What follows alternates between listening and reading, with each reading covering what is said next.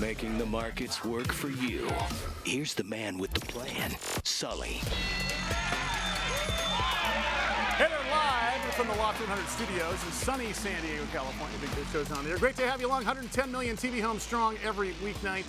As well as 150 radio stations. That's right, we're TV and radio. And sadly, Mike Costa joins us again. You're welcome. You were gone for a week or so. I was. You came back with a shiner looking like the guy from Tombstone. Yeah, it was just, I went off to myself to the desert and smoked some peyote and got to know myself again. Go to Burning Man? Yeah. A little bit. Kicked by a horse? Yeah. I wish I had a story like that. I got punched by a sophomore in college. We just met our guest. The first thing she says is, hey, did you get kicked by a horse? Yeah. Sorry. Not that manly. Looks good on you, though. Yeah. Hey, Kiva Allgood is in studio. We finally talked her into coming in studio. Yay. We talked to her on the air before. And she comes bearing gifts. Any guest that comes with booze in hand Smart. gets to come on at 4 or 5 different times. Happy to. Will you tell us the story real quick about Sky Devil Formation wine? Because Yes. this has got a great story. I know this is not your company, but I digress.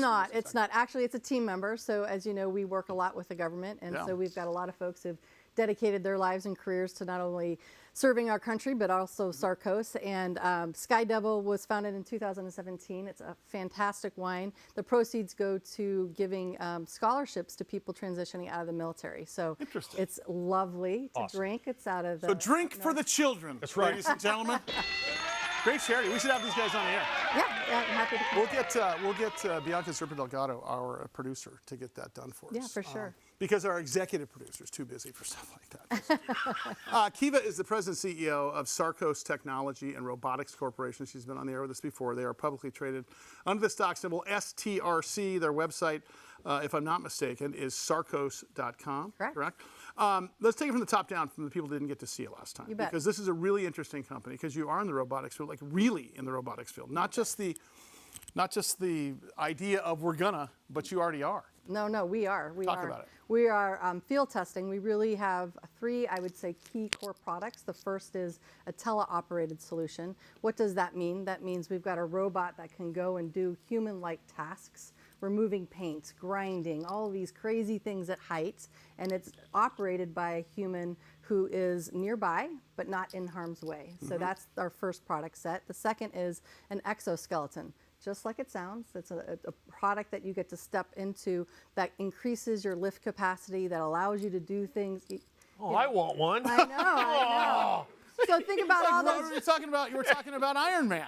Well, no, but all those jobs that require a forklift or are Look at really this guy. hard. Look, so we're showing it here on Oh TV. yeah, see, so and that's Iron Woman, so that is a female inside. So it also allows people to do jobs and tasks they otherwise wouldn't be able to do. So this is, again, if you think about the really constraints on finding resources to do these kind of dirty and ugly jobs, we really fit into both of those. And then we also have a product that's subsea. So if you think about inspections underwater, lead lines, doing anything under the water that you would have to send a diver to do, now we're able to do that with the same dexterity and clarity that a human would have. Do you have one of those exoskeleton deals that fits a teenager? Because I know what Mike's thinking about right now. His weekend chores. Yeah. As long as they're taller than me, then yes.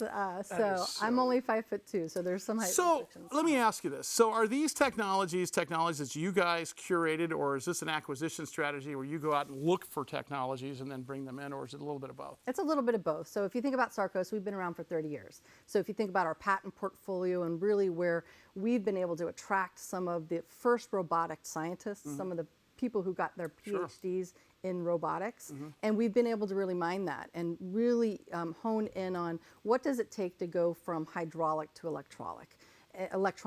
If you think about robots, they all used to be hydraulic, the big ones, the automation. Now we're really trying to enable products that can go where humans go at the size and scale and capability that a human has, and to protect the human, to get them out of harm's way, to get them out of doing those dirty jobs. So no, it's built on 30-year foundation. We did make an acquisition out of Pittsburgh, which is really the hub for robotics. RE2?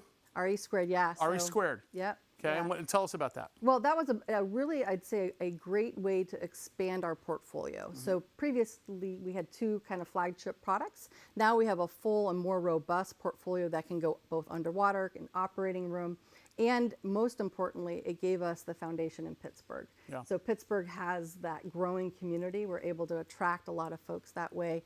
And to be honest, finding folks who have 20, 30 years of experience in robotics, real robotics, doing things that actually bring return on investment, that bring value to companies, there aren't a lot of people in the world that can do that. And Well, combine both those entities. What's interesting, though, is that this was something that folks talked about just 10 years ago, maybe 5 years ago. Yeah. And you guys are so far down the road. Is there any competition that's actually making headway like this? Because this is real-time adoption that you're dealing with now. This is about having people understand we're not stealing jobs here, we're augmenting your workforce, and we're making it safer to work. How many do you want? Yeah. I mean, aren't we at that point? Or very We are close at that point, very, very much so. And that differentiates you from the competition. It does. I mean, robotics are hard because it's multidisciplinary, right? It requires every single engineering discipline there is. If it was easy, people would have had these products. If you think about the investment over the last 20 years of a lot of other companies, we're at the forefront and the cusp of commercializing really that transformation of the workforce. So let's go back 5 years. Yeah. What's has surprised you the most in the last 5 years? What you didn't think was possible, or what you thought was probable, and now it came to fruition faster than you thought, or whatever? Is there any aha moment there that you can think of and said, "Holy crap, this thing is coming to market," and we always knew it could, but now that it is, it's really a different position to be in. Well, I'll be honest, COVID's been an accelerant. So if you think about the industries we're trying to win in, these are industrial environments where the standard operating procedure has been the same for 20 years. A human goes in and does this nasty work, right? This hard job. Yeah. Now they realize I can't find enough humans and people aren't coming back to work and I have no way to get this job done. I'm gonna have to think about a way to do this differently. And they're more accepting of, all right, I can use someone who their average age in that workforce is 55 years, right? And they're having a hard time of bringing skilled labor in. I can use that 55-year-old to extend the life of his work and train and teach someone else. And it's a lot easier to recruit a younger person to come in to be a fleet operator, manager, than a maintenance operator or a cleaner. Do you ever, like, my favorite documentary is The Terminator. So do you ever...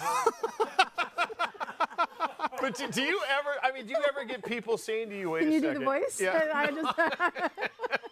But do you ever get companies or people who say, wait a second, we're getting just a little too out ahead, over our skis here with this robot thing? Yeah. I mean, do you ever get that? 100%. Really? 100% people ask the question, but the beauty of our product is the human is always in the loop. Okay. Whether it's teaching the robot to do a task autonomously, after it's taught it how to do it, the human's still there. Or obviously an exoskeleton, the human is in. We're just enhancing the capability of the human, and we're ensuring that they don't get hurt. Like that's the goal, is that, ultimately we're taking them out of that dangerous place. The human was in the loop too with Skynet, and then it went active. And well, we all know what happened with that. Terrible. Yeah. Can I ask you, do you guys reverse engineer these things? Do you find a problem? Like, of course, you hear find a need and fill it.